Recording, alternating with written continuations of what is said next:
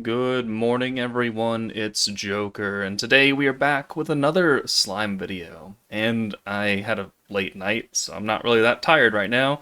And it's 4 o'clock-ish, give or take.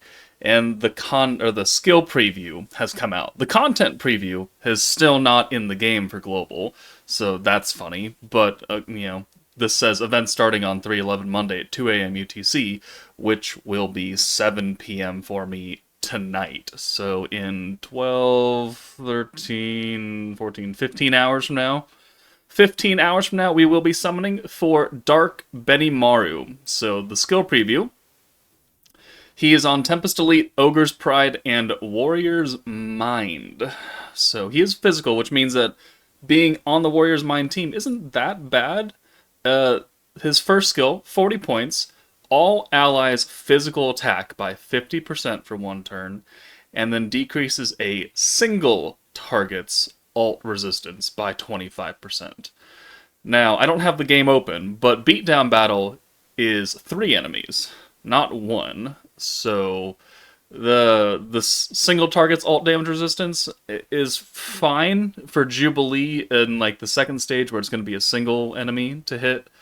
But it doesn't really have that much bearing on the beatdown battle because you're ideally AoE nuking, and so you're just going to do extra damage to one of them. So, I mean, cool, extra damage is fine, but if it's an AoE focused stage, you should probably give him an AoE focused debuff as well.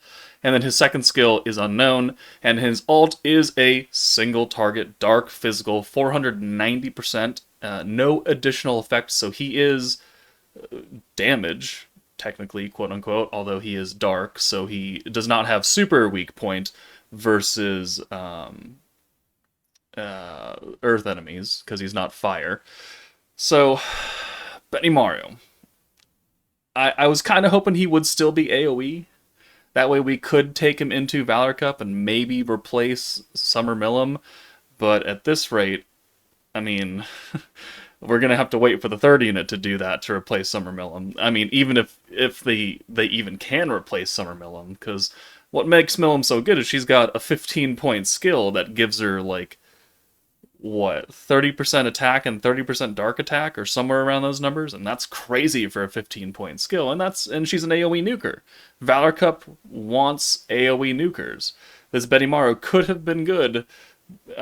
He's single target, which gives him a little bit less value in Valor, more value in other places. So we will definitely test him out on multiple teams. It's just that, Tempest Elite is still being built. Ogre's Pride doesn't technically have a leader, and Warrior's Mind, I'd love to use him there, but I don't have access to his beatdown battle. So suck it, I guess.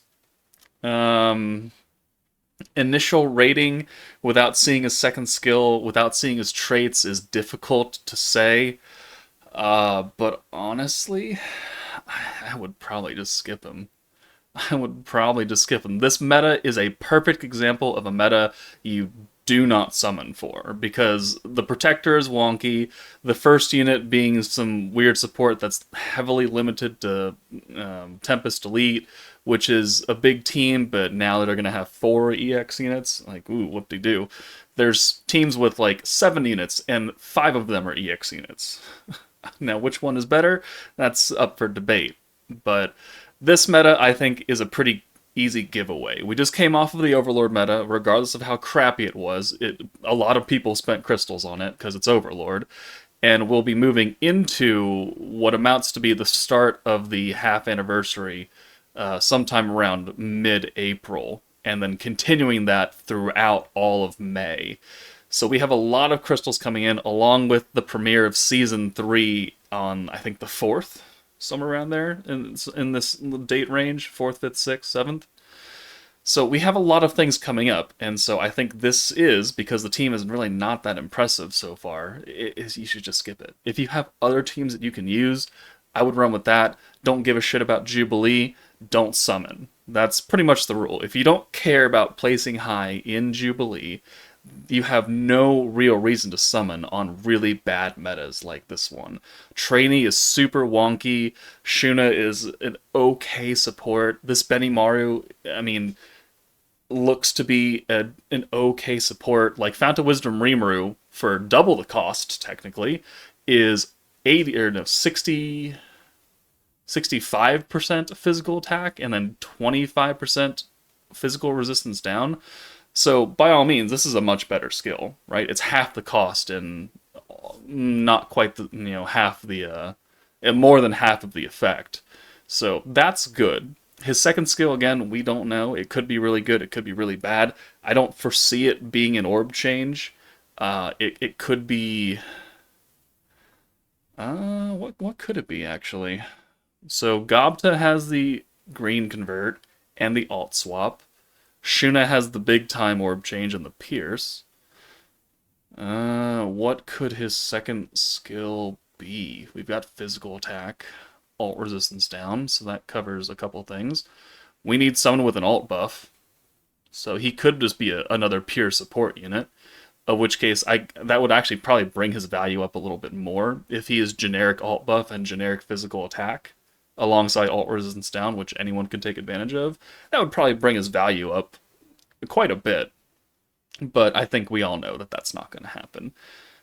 They don't normally treat units that well unless it's a half Annie or a full Annie or some big time collab where you get really, really good dedicated support and a really, really good DPS. So I would really, really temper expectations on this. Again, we will find out his entire kit in, what did I say, 15 hours or so. But he is dark, and there are a lot of dark characters. Let me pull this up.